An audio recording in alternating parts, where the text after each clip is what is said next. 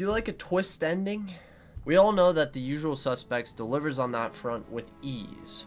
The legendary misdirection and impressive final feat of editing and dialogue come together to create a movie that truly can only be experienced in full once.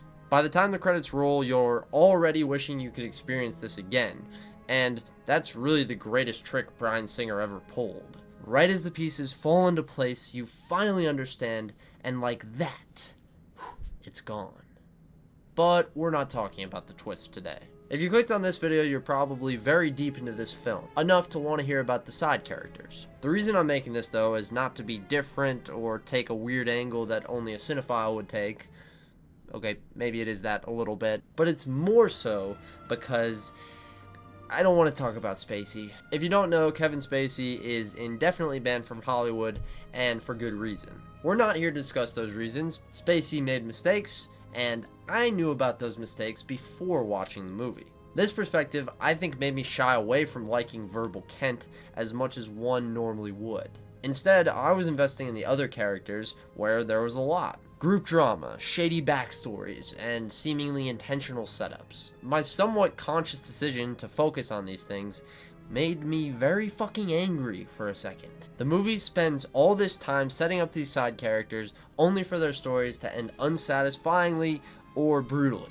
Before was revealed as Kaiser Soze, oh shit, I should probably throw up a spoiler warning here actually. Before Kent was revealed as Kaiser Soze, I was about to absolutely shit on the character development. I was gonna make a video on Fenster's wasted potential alone, until I saw the point. The twist at the end revealed that these characters are supposed to feel unfinished. This is because the whole story is just verbal spitballing. Who actually knows what's real and what's not? The story and side characters' lack of expected payoff becomes the overshadowed champion of the film. The true highlight for The Usual Suspects for me is the setup to a bait and switch. Constantly selling the story's substance so hard that we could never see the twist coming. This will always be the standout aspect for me until I can separate the art from the artist. For now, it's screw you, Verbal Kent / Kaiser Soze.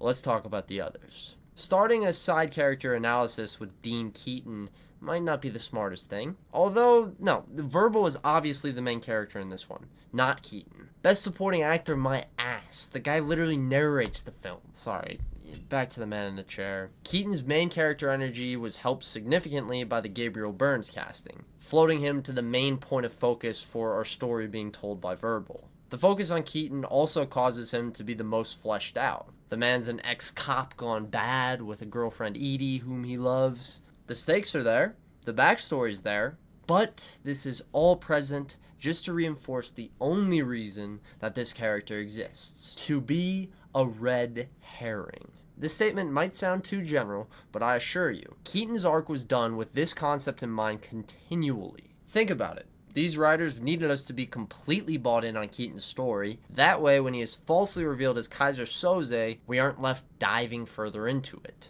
We saw the red on his face, the montage of plotting looks, and the very real tears in Verbal's eyes. The scene that showed us Keaton dying at the beginning gets more faded in memory, and our suspicions of the man become more and more confirmed as the cop keeps grilling Verbal. Once Keaton is out of the cop's mind completely, it does give us the real answer to our who is Kaiser Soze question, but only right at the very end in order to give the maximum punch. Keaton is the reason that the reveal for Kaiser Soze didn't happen for most people with this line. One watch, gold. One cigarette lighter, gold.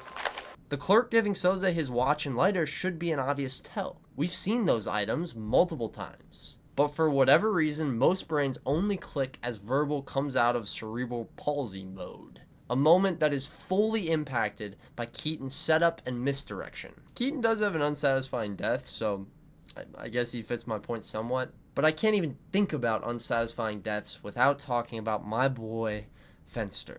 Fenster is a true love him or hate him character decided with one predetermined preference. If you love subtitles, you'll love Fenster. If you hate subtitles, you'll hate Fenster. I only say this because without those little words on the bottom, you cannot hear what this guy is saying.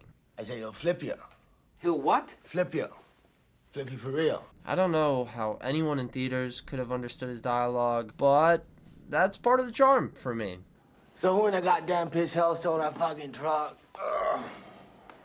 What did you say? He's very distinct and gets us invested in these group of guys fast. Mainly, he is just the comic relief. What I really want to highlight, though, is his off-screen death. I mean, you set up the guy as more likable than any of the others in the group, unless that's just my Benicio bias. And then you keep giving him lines, making us think there'll be more of him, until bang, or not even bang. For me, in the moment, it was a huge slap in the face seeing Fenster die. Or not seeing Fenster die. Sitting here now, it stands out as a statement for the halfway point of the film. From this moment on in Verbal's story, nobody is safe. These writers gave a relevant member of the group a side note death. They can go anywhere from here. I guess I should have known they were going to kill off everybody. Fenster proves that early on, none of these men have to get proper arcs. We now know for a fact, if you run, Kaiser Soze will get you. And if you aren't important, Bryan Singer will give you a disrespectful death. Thank God these guys buried him. That reminds me, during the burying scene, we have some character dynamics that hint at many more conversations to be had. McManus and Todd's characters normally don't feel very deep or even that likable, but they still have been growing and seem to be coming to a crux. The worst sides of McManus and Todd come out while on the beach talking about burying Fenster. McManus shows how much he really cared for Fenster, maybe hinting at a revenge arc. And Todd continued his blue-collar crook ways, mocking the burial idea, maybe hinting at some kind of comeuppance. These potential payoffs are never explored, with both of these men being taken down in cold blood. Every scene that could have been one of these guys' big old moment, the story chooses not to go there. McManus and Todd might have even had more hints towards the future than Fenster. But the decision to not go there at the very end leaves the viewer in a state of disarray. By not having any of these arcs build to anything, the air is taken out of the room in a whole new way. One that leaves you waiting on an arc that won't happen. These stories will always be incomplete. And just like the others, that's the whole damn idea. Every single one of these characters feels like they're on the verge of something bigger. Fenster with his lovable quirks, McManus with his deep-rooted emotions, Todd with a hidden soft side, even Keaton with his one more job mentality. By not letting us see the completion of these characters in the story, and specifically in Verbal's telling, the film is taken to the next level in two ways. First, the emotional impact of seeing the characters killed off without a full arc, literally teasing a complete narrative for the viewer that they will never get. And second, reinforcing the twist all the time with no regrets. The unfinished stories are only there to distract us, and they absolutely did their job. The amount of risk that presents is still astronomical. What if we aren't as invested in the dynamics? What if we don't become convinced that Keaton is the killer? What if the shock value is diminished by a less than perfectly timed reveal? The commitment to focusing on the setup and reveal of Kaiser Soze rises above all. Wasted potential is thrown everywhere, only to be blown away by a true payoff.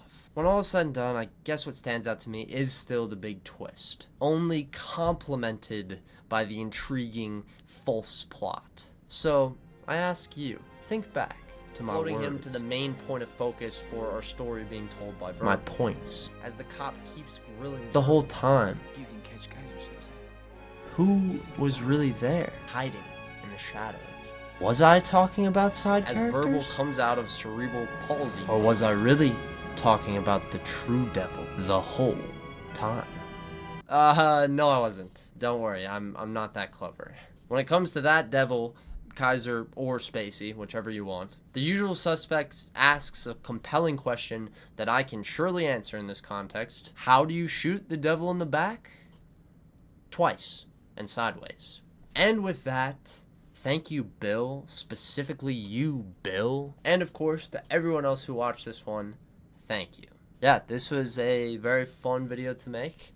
Definitely looking for some angles that are not necessarily talked about as much, but I really feel like there's something here. I think I might be missing the mark making this a video on the shorter side, so if I did miss anything, please feel free to drop it below in the comment section. or if you want to see me make a follow-up, you know, on just any more information. I've already just been thinking about how Bryan Singer and Verbal had the same task, and to be able to get this story across and what it had to do for the viewer, and we kind of became Chaz in that situation, the cop. So there's a lot more that I have here. So if you guys want to see anything like that, just please let me know. Yeah, I think we're about done. So deuces.